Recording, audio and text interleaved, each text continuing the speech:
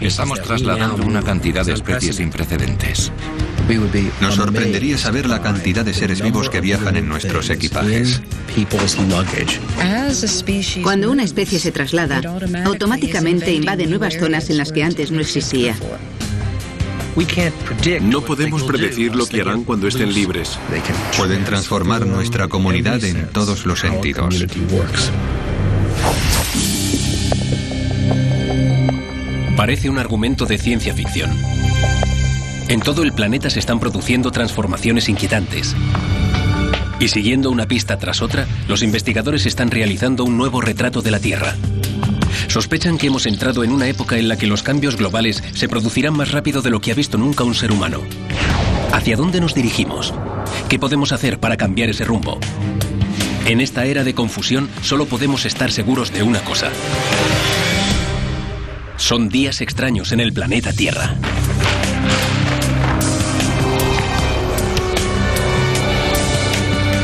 Días extraños en el planeta Tierra.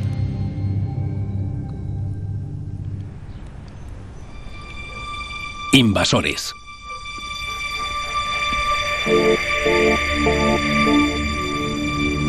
Vivimos días extraños. Aunque si su mundo acaba aquí, quizá no lo hayan notado. Pero si nos apartamos un poco del curso normal de la vida diaria, si cambiamos la lente con la que miramos al mundo, enseguida veremos alteraciones. No me refiero a si en Marte se ve o no un rostro humano. Me refiero a hechos reales. El deshielo de los casquetes polares, arrecifes de coral completamente muertos, ranas que son al mismo tiempo machos y hembras. ¿Pero qué significan todas estas cosas? ¿Son solo cambios aleatorios o forman parte de un problema mundial? Por cada voz pesimista que se alza, Es el fin del mundo. hay otra que nos dice que el planeta está perfectamente. ¿Qué es lo que está pasando en realidad? Eso es lo que estos documentales intentarán desvelar, siguiendo los estudios de distintos científicos. Así que en parte esta va a ser una serie de misterio, solo que la escena del crimen de nuestros detectives es el planeta entero. Este primer episodio comienza con algunas pistas. Los investigadores están encontrando animales y plantas en lugares donde no deberían estar. Las llaman especies foráneas. Podemos verlas como la primera oleada de una invasión que podría provocar la mayor extinción desde la desaparición de los dinosaurios. ¿Y qué es lo que está provocando esa invasión? ¿Y qué podemos hacer para ralentizar esa marea de invasores?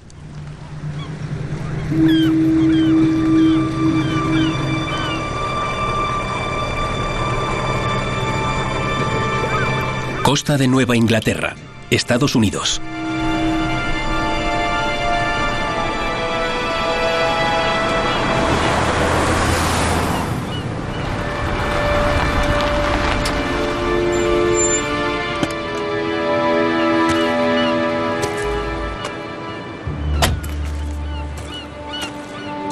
Jim Carlton está buscando invasores, y no está solo.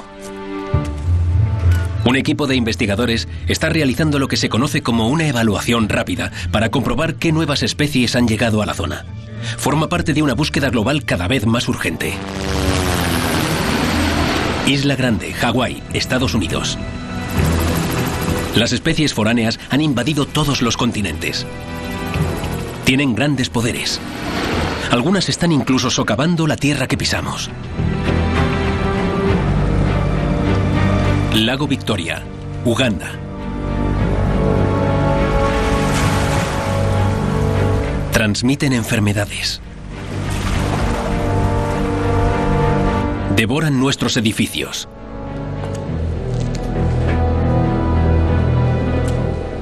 Y todos los años aumenta el número de recién llegados.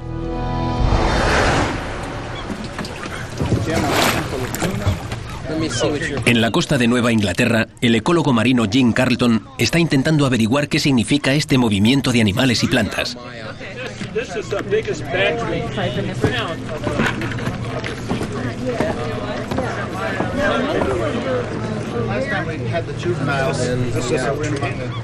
Va a pasar una hora en este muelle, uno de los 20 que tiene que inspeccionar en una semana. Cuando llegamos a una nueva localización, lo que nos vamos a encontrar siempre es un misterio. Nos interesa saber si ha aparecido algo nuevo. Durante el último cuarto del siglo XX, hemos visto muchísimas invasiones por todo el mundo y parece que en el siglo XXI no han disminuido lo más mínimo.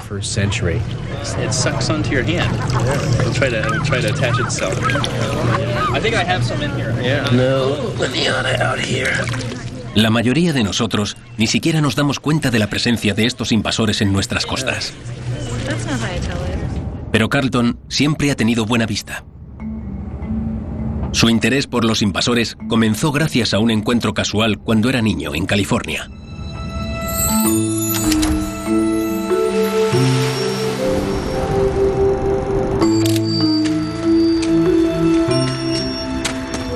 En otoño de 1962 me tropecé sin querer con una colonia de gusanos poliquetos y me llamaron la atención. Me di cuenta de que era la primera vez en mi vida que veía algo así. Una semana después descubrí la misma especie en el Museo de Ciencias Naturales de la ciudad, con una etiqueta que decía que era oriunda de los mares del sur. Y eso fue lo que despertó mi curiosidad. Saber cómo algo que venía de tan lejos podía llegar hasta esa laguna de Oakland.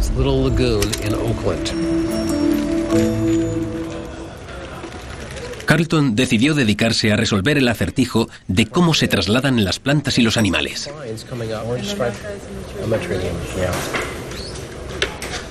En cierto sentido, las especies siempre se han movido de un lugar a otro.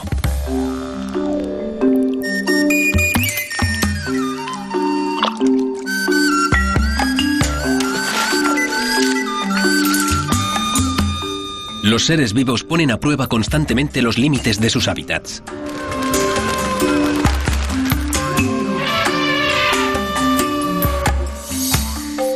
Las especies siempre están dispuestas a ocupar un centímetro más de tierra, pero nosotros les hemos ofrecido kilómetros. Hemos creado un sistema global que transporta plantas y animales junto con otras mercancías. Carlton opina que con este crecimiento imparable del transporte internacional estamos tentando la suerte.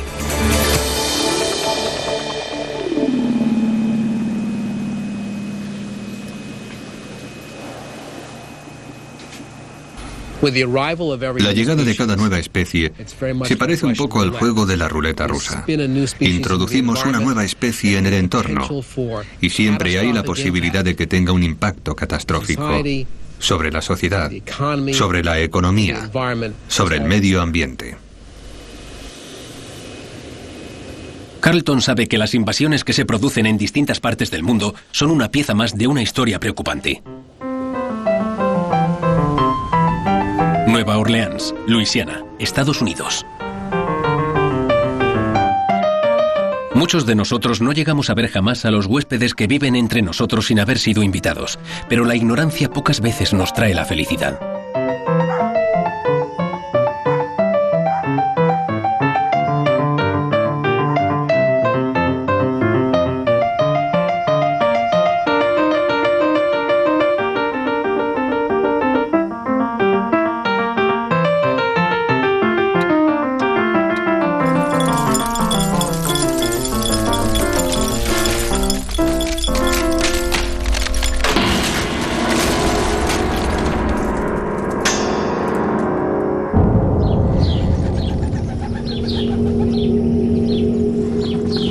Los habitantes de Nueva Orleans ya no pueden confiar en la tierra que pisan. Los invasores han llegado y se están diseminando por todo el sur, destruyendo lo que encuentran en su camino. La bióloga Claudia Rigel sabe que hay personas que han perdido sus hogares. Todo por culpa de una horda de animales implacables. Trabajan 24 horas al día, no descansan nunca, se mueven de un lado a otro de día y de noche, buscan comida constantemente. Rigel y otros científicos sospechan que estos intrusos comenzaron su viaje hace décadas en el otro extremo del mundo gracias a la firma de un tratado.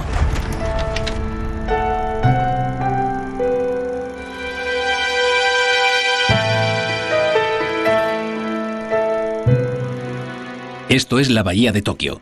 El general Douglas MacArthur asiste a la rendición formal de Japón en la Segunda Guerra Mundial. Las fuerzas estadounidenses destinadas en China y Japón hacen las maletas para volver a casa. fabrican baúles con maderas de la zona. Esos baúles terminan en la basura de las bases militares del sur. Pero no necesariamente vacíos.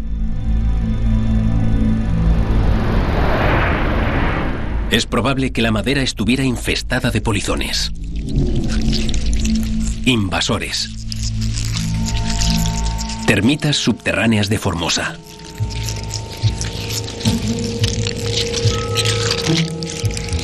Con el tiempo, esta peligrosa plaga fue aumentando de tamaño. Pero nadie sabía que estaban aquí, y mucho menos lo que eran capaces de hacer. Los insectos son pequeños, pero en grandes cantidades pueden convertirse en una fuerza destructora sorprendente.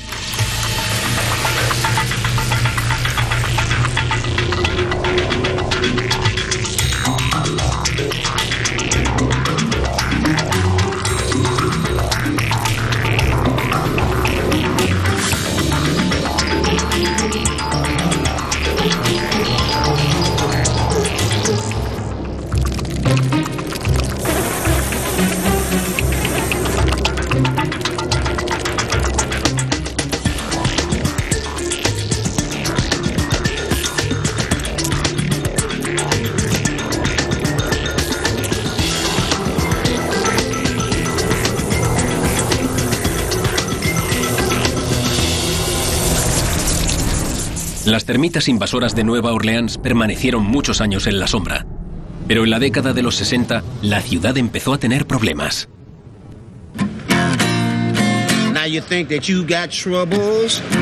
Están por todas partes, a veces ni siquiera puedes pasar. Se te meten en la cara y en la boca. He tenido montones de ellas en la puerta y en la ventana. Cuando desoban se te meten en el pelo en todas partes. Eran tantas que nos echaron del parque.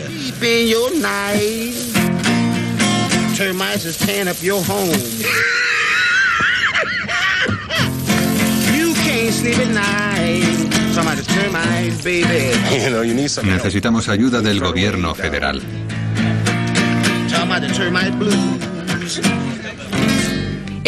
En el sur la pregunta no es si vas a tener termitas, sino cuándo vas a tenerlas. Están por todas partes. La mayoría de las casas del barrio francés están infestadas de termitas. Las otras están o deberían estar bajo vigilancia. Las consecuencias pueden ser terribles para quienes se descuidan.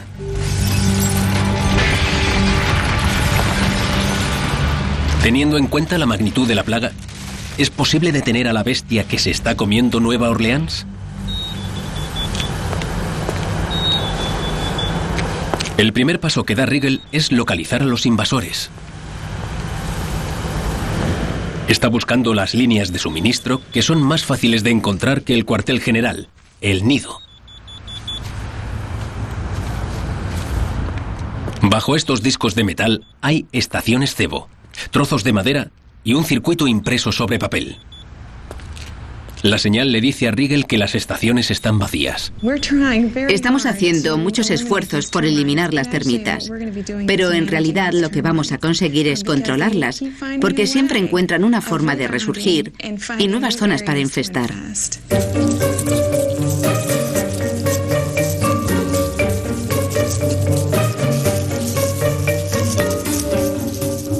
Para controlar las termitas, Riegel quiere aprovechar una de las facetas de su vida.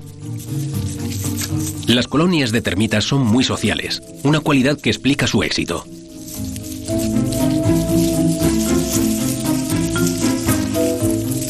Estos insectos cuidan unos de los otros.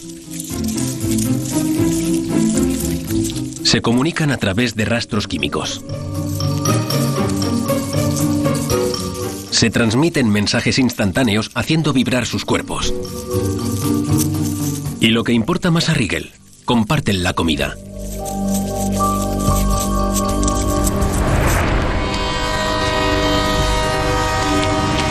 Tras visitar una docena de estaciones vacías, Riegel encuentra una habitada cerca del barrio francés.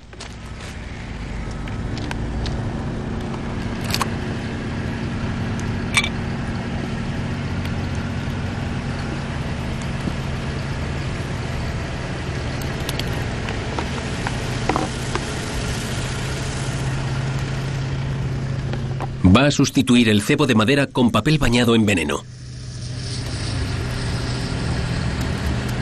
Las obreras se lo llevarán hasta la colonia y en solo 3 meses el nido podría estar destruido.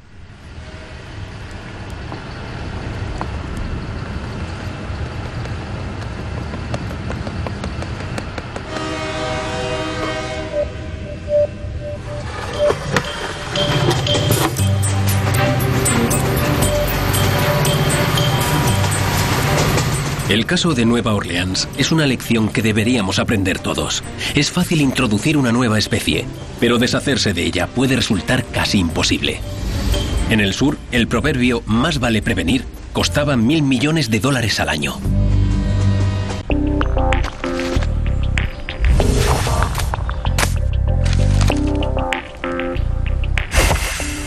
Nueva Orleans no es el único lugar donde una especie foránea ha destruido edificios. A principios del siglo XX, una pequeña criatura aficionada a la madera derrumbó varios muelles en la bahía de San Francisco. El coste económico fue de miles de millones de dólares actuales. En 1929, la mosca de la fruta del Mediterráneo llegó a los Estados Unidos.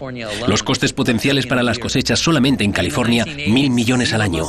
Y en los años 80, el mejillón cebra del mar Caspio obstruyó sistemas de tuberías en la región de los Grandes Lagos. El coste, otros $1.000 millones.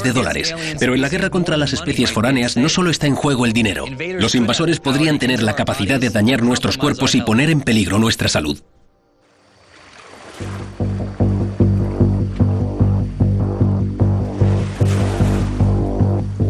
El lago Victoria en Uganda es el lago tropical más grande del mundo.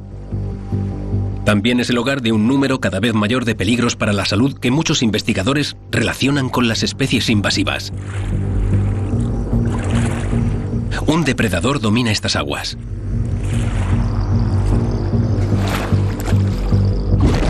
El cocodrilo del Nilo.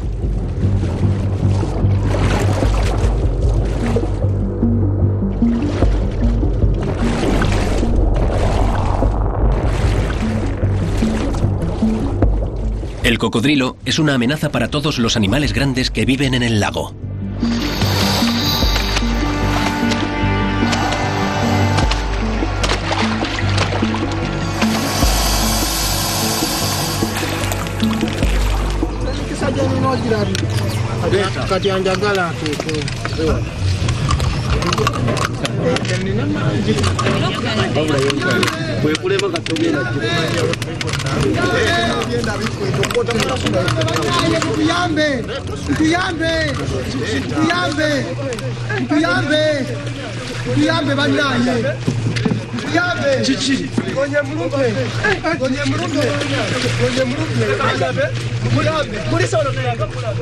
El número de ataques de cocodrilos a personas está aumentando en Uganda. Sin embargo, el número de cocodrilos no está aumentando.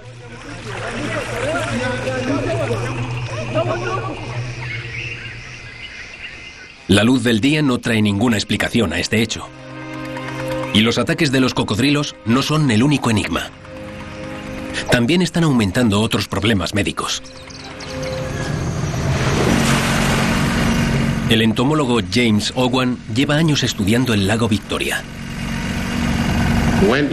Cuando se introduce una especie foránea en un entorno nuevo, normalmente se altera el equilibrio ecológico de esa zona.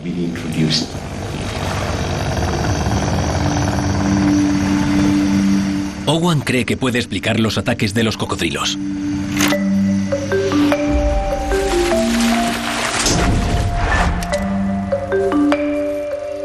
Los cocodrilos son una especie nativa de la zona, pero una nueva especie, la perca del Nilo, fue introducida en el lago hace medio siglo.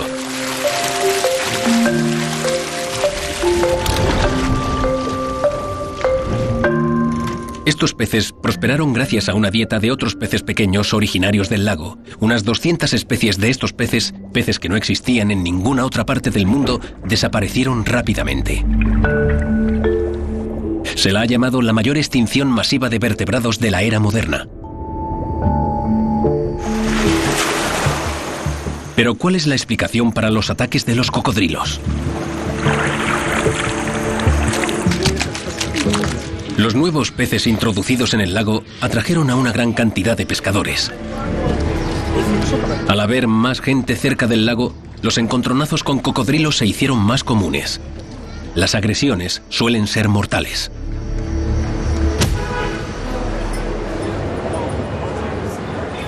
Los otros problemas sanitarios de Uganda, como el aumento de las enfermedades, son más difíciles de explicar.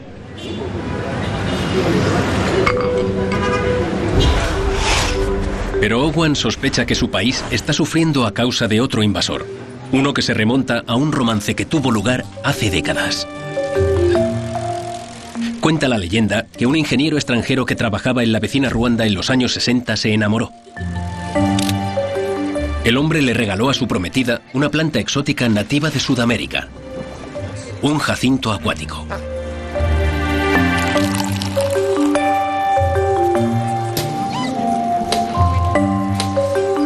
Se supone que el amor de los enamorados creció con el tiempo, y sin duda el jacinto también.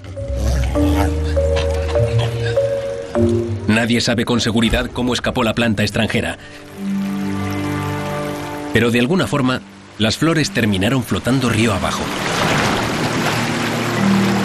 En 1989 se encontraron jacintos en el lago Victoria. 7 años después, la planta había invadido el 80% de las riberas ugandesas. Para los pescadores y sus familias fue un auténtico desastre. El jacinto acuático ha demostrado que cuando no se controla bien una planta foránea, puede tener un impacto enorme sobre las vidas de los habitantes de esa zona. Llegar hasta los caladeros se convirtió en una tarea cada vez más difícil. La reducción de las capturas y de los ingresos amenazaba con causar una hambruna generalizada. Y bajo este sofocante manto de plantas, la vegetación putrefacta contaminó el agua potable que se extraía directamente del lago. El jacinto acuático causaba enfermedades, diarrea, disentería y cosas así, porque el agua estaba contaminada. Y Owen piensa que también sabe cómo una planta puede propiciar enfermedades infecciosas como la malaria y la esquistosomiasis. Ambas enfermedades dependen del agua, y la planta foránea crea pozos de agua estancada, perfectos para que críen los mosquitos que transmiten el parásito de la malaria. Mientras, en los bordes de estas plantas flotantes, los caracoles acuáticos que albergan el parásito de la esquistosomiasis encuentran zonas perfectas para poner sus huevos.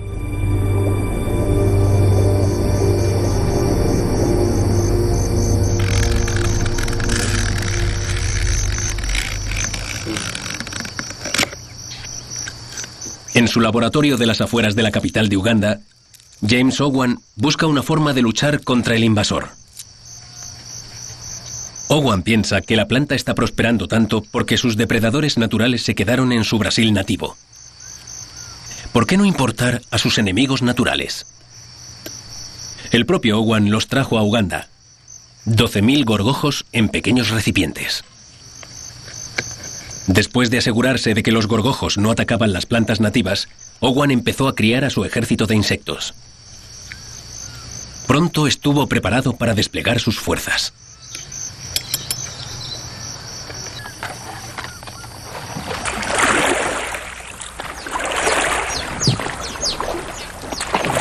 Los pescadores del lago Victoria están echando una mano, ayudando a esparcir los jacintos de agua infestados de gorgojos.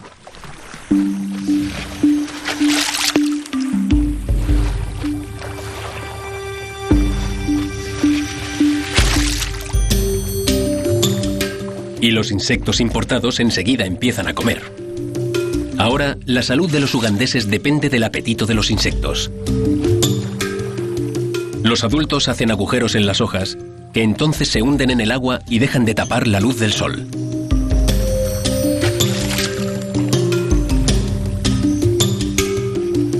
Mientras tanto, aunque no las veamos, las larvas también hacen su trabajo. Estar dentro de los tallos de las hojas es como vivir dentro de un comedero. Cuando las larvas están listas para madurar, se trasladan al agua. Cada una de ellas se construye un refugio de raíces, limitando así la capacidad de la planta para alimentarse.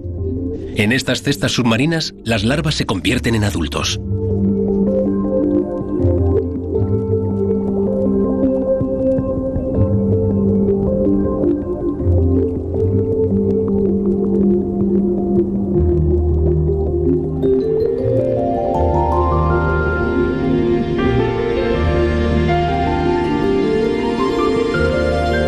Y en el piso de arriba, hojas.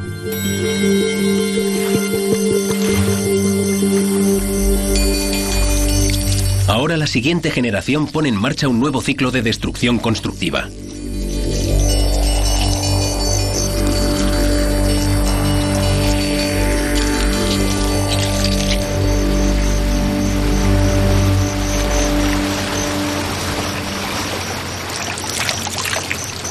Para averiguar si los gorgojos están haciendo su trabajo, Owen hace un estudio en el lago Victoria.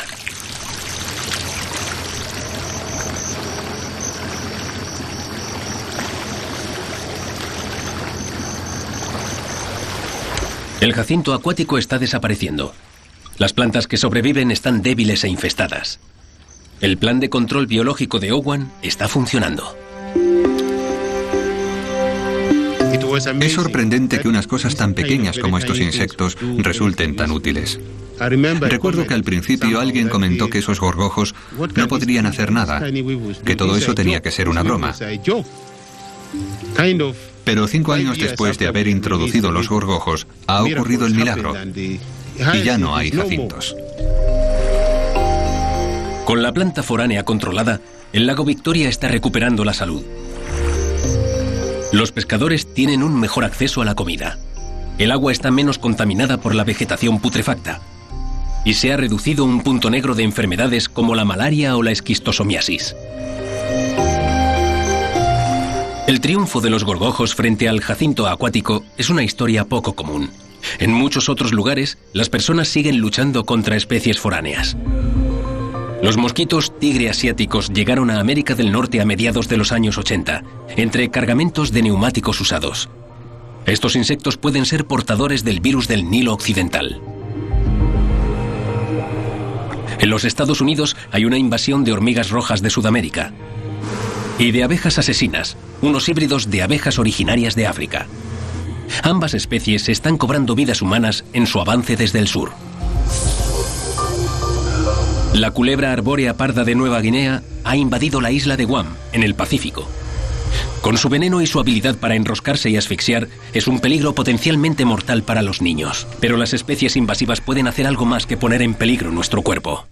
Así que ya sabemos que los problemas de salud han aumentado en el lago Victoria y en Nueva Orleans se caen los edificios. Bueno, podemos luchar contra la enfermedad y podemos construir casas más resistentes, pero esa no es la cuestión. No hace tanto tiempo, estos problemas lejanos nos habían parecido algo sin importancia, hechos aislados sin ningún significado. Pero ahora nos damos cuenta de que podrían ser indicios de un problema más grave. Podrían estar minando la tierra que pisamos.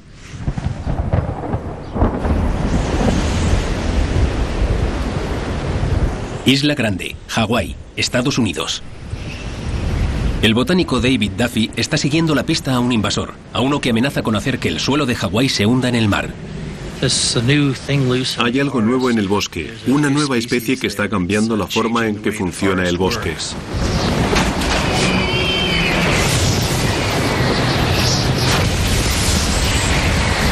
Duffy cree que una especie foránea está lista para provocar grandes corrimientos de tierras.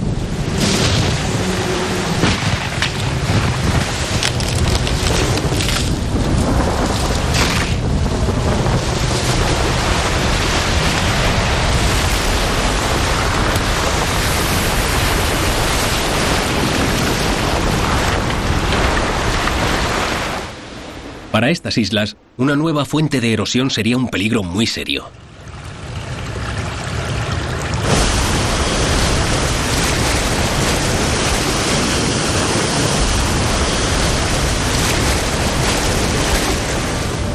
La erosión ya es una amenaza para Hawái.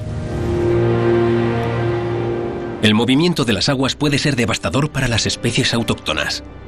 El agua que azota las islas cubre de sedimentos los corales. Con el tiempo, esto puede matarlos, poniendo en peligro a las criaturas de los arrecifes. En tierra firme, la erosión pone en peligro a miles de especies que no se encuentran en ningún otro lugar del planeta. Incluso sin la erosión, estas plantas y animales están ya en peligro, amenazadas por la presión de las especies invasoras foráneas.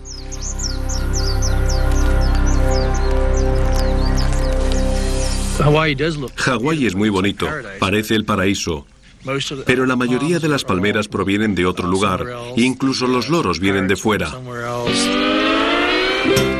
Hawái está tan invadido que la mayoría de la gente no conoce casi ninguna especie nativa. Las flores de los collares.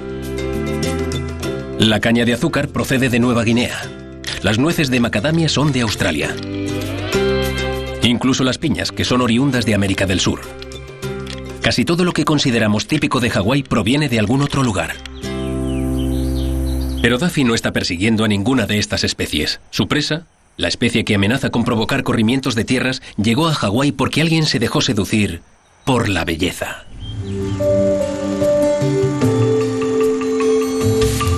A mediados del siglo XIX, un explorador encontró un árbol en la selva mexicana. Un árbol de hojas gruesas con el embés de color violeta.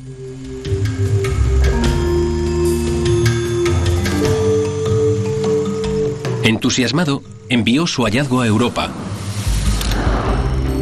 donde causó sensación entre los botánicos. En 1961, un jardín botánico de Hawái recibió la planta en forma de obsequio. Y pronto, la miconia empezó a venderse en los viveros. Se convirtió en una planta muy popular.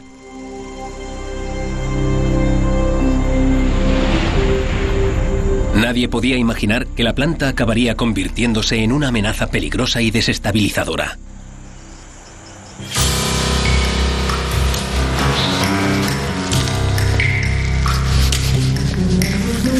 Las plantas parecen inofensivas, pero pueden resultar tan feroces como cualquier animal de 4 patas. Las plantas pueden luchar por los recursos, utilizar armas químicas y ahogarse unas a otras.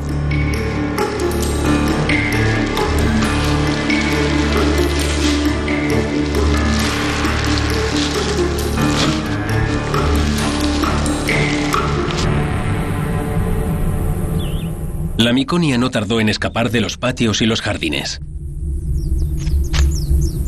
Tenía un cómplice, el ojiblanco japonés, otra especie importada. Es un ave que esparce las semillas de las plantas, y la miconia tiene muchas. Cada una de las plantas en flor tiene unos cientos de pequeños frutos, y cada uno de ellos alberga aproximadamente 100 semillas diminutas. Un solo árbol puede descontrolarse fácilmente. En solo 40 años, el árbol invasivo se extendió por 4.000 hectáreas de la Isla Grande. Y esto, según Daffy, significa que Hawái corre un riesgo real de sufrir corrimientos de tierras. El modo en que una planta foránea debilita el suelo lo ilustra su táctica para ocupar un bosque. Crece rápido y deja a las plantas nativas a la sombra.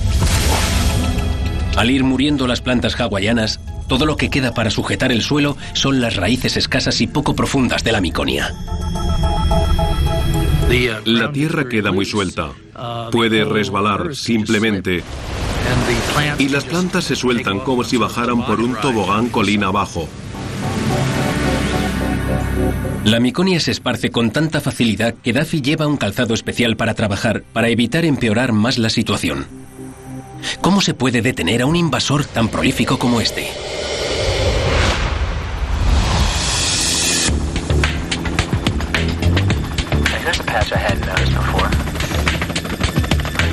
El ecólogo Greg Asner está intentando encontrar una nueva forma de identificar el árbol foráneo a partir de imágenes aéreas. Sobrevolando la Isla Grande, Asner mide la luz que se refleja del bosque, incluyendo partes del espectro que el ojo humano no ve. Los sensores remotos son muy importantes para localizar la miconia y otras especies invasivas, porque es casi imposible hacerlo desde tierra. A causa de la naturaleza del terreno de Hawái, el personal de tierra no puede encontrar todas las zonas infestadas.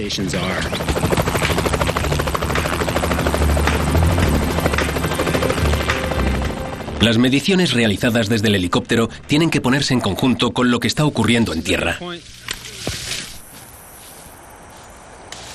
Asner reúne hojas de miconia y mide su longitud, latitud y altitud mediante un dispositivo que puede leer señales de satélites de posicionamiento global incluso a través de la densa cubierta de los árboles.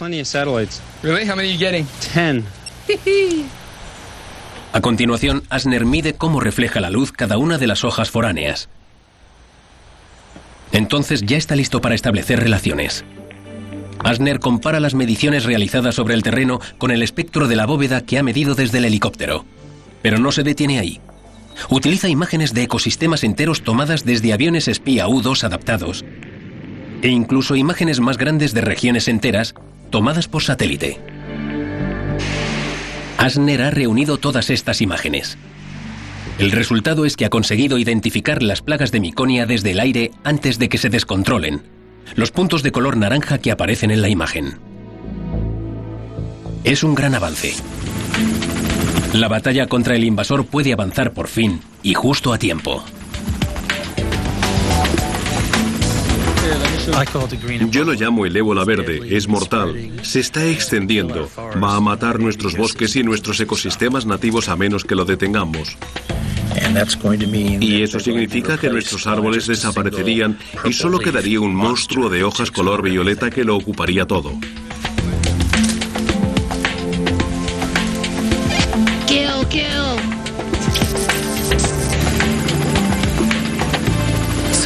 Y cada vez que me deprimo y pienso que estamos perdiendo la batalla, me encuentro con un grupo que está recuperando parte del bosque o algún loco que se niega a dejar morir las especies.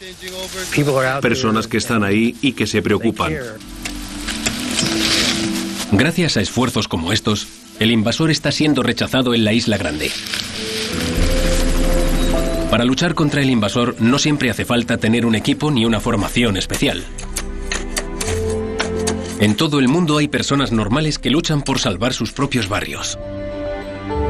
En la costa sur de California, un grupo llamado Wet Warriors, los guerreros de las hierbas, está luchando contra una planta sudafricana que está poniendo en peligro las plantas autóctonas en los acantilados y las dunas.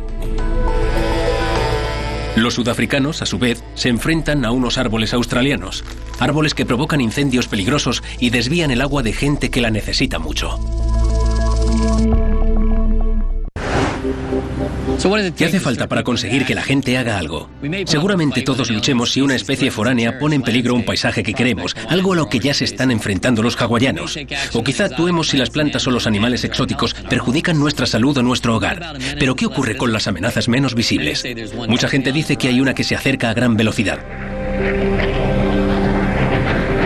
No es solo una pista más. Es algo a lo que señalan todas las demás pistas. Cuando todo se haya trasladado a todas partes, ¿qué sobrevivirá?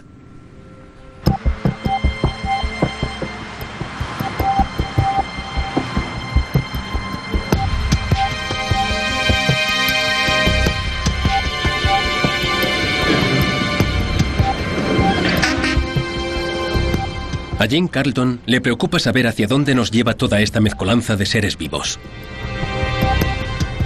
El puerto de Oakland, en la ciudad natal de Carlton, podría ofrecernos una imagen del futuro.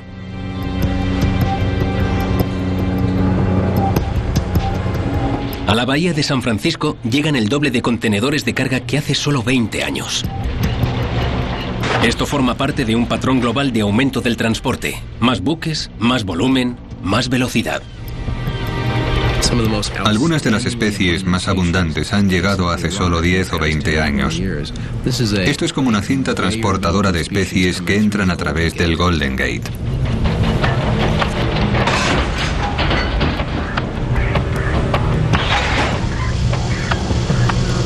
A medida que la globalización del comercio impulsa la globalización de las especies, estamos creando un mundo de extrañas mezclas sin parangón en la historia del planeta.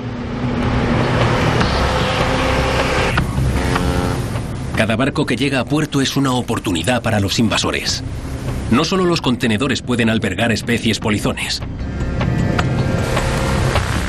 Dentro del barco puede haber millones de litros de agua de mar que ayudan a equilibrar el buque. Cuando un solo barco vacía sus tanques de lastre, cientos de especies provenientes de lugares lejanos intentan encontrar un nuevo hogar.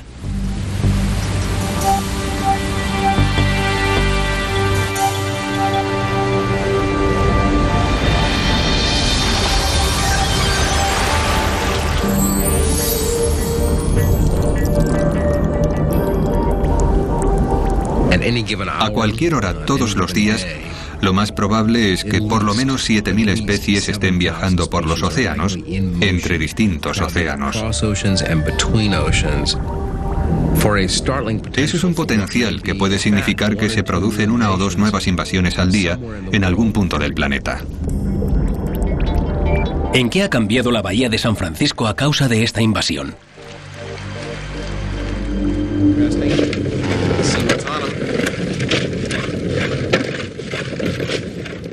Para conocer la situación actual, Carlton acompaña a varios miembros del Centro de Investigación Medioambiental Smithsonian. Estas placas colectoras llevan al menos 2 años sumergidas bajo el agua. Hoy, los investigadores van a echar un vistazo a lo que hay en ellas.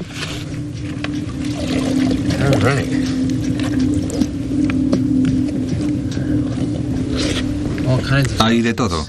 Esto probablemente sea una de las especies japonesas y aquí entremezclado hay algo de Aliochondria, una esponja de Nueva Inglaterra, donde antes había ostras. Aquí tenemos una ciona, se trata de una especie nativa del Océano Atlántico. Lo sorprendente es que Carlton solo encuentra una especie nativa. Aquí tenemos una especie nativa. Es la ostra ostria, una especie que en el siglo XIX era abundantísima. Esta era quizá una de las más comunes. El 99% de la vida marítima de la bahía de San Francisco, en peso, proviene de algún otro lugar. Esta mezcla global tan rápida no tiene precedentes en la historia de la vida. Si las especies nativas son ya una minoría del 1% que vive acorralada, ¿qué puede pasar ahora? Algunos investigadores, entre ellos Carlton, creen posible un desenlace trágico. La extinción a escala épica.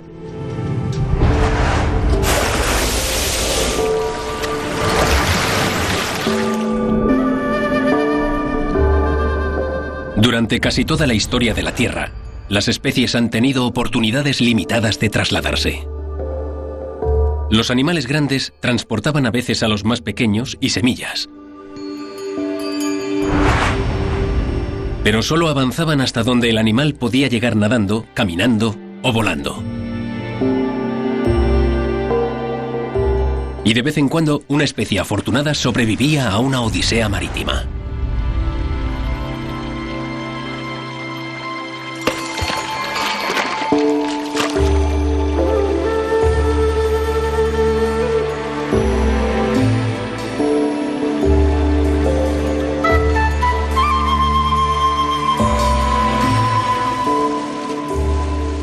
Pero el movimiento era lento y poco frecuente, hasta que llegamos nosotros.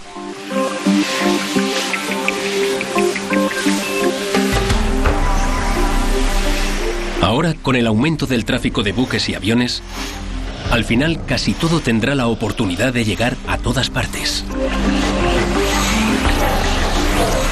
La Tierra, completamente interconectada, será como un planeta con un solo continente. Muchos expertos creen que una única masa de tierra unida puede albergar muchas menos especies que esa misma área dividida en islas y continentes. Que las especies no tengan fronteras supone que existan menos especies. Y por eso hay quien vaticina que hasta 2/3 de los mamíferos terrestres se extinguirán. En todo el mundo, las especies invasoras son ya la segunda causa de extinción por detrás de la destrucción de los hábitats.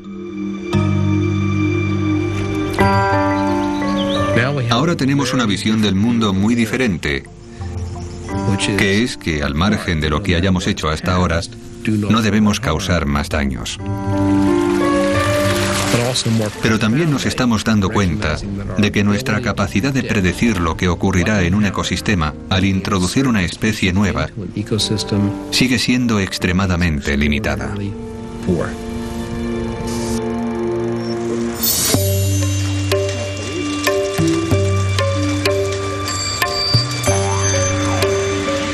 Desde que empezamos a caminar sobre la Tierra, hemos llevado con nosotros plantas y animales para comer, decorar o para que nos hicieran compañía. Y Y, por supuesto, siempre hemos llevado polizones. A medida que obtuvimos la tecnología para movernos cada vez más lejos y más rápido, ni siquiera pudimos imaginar los peligros que se avecinaban.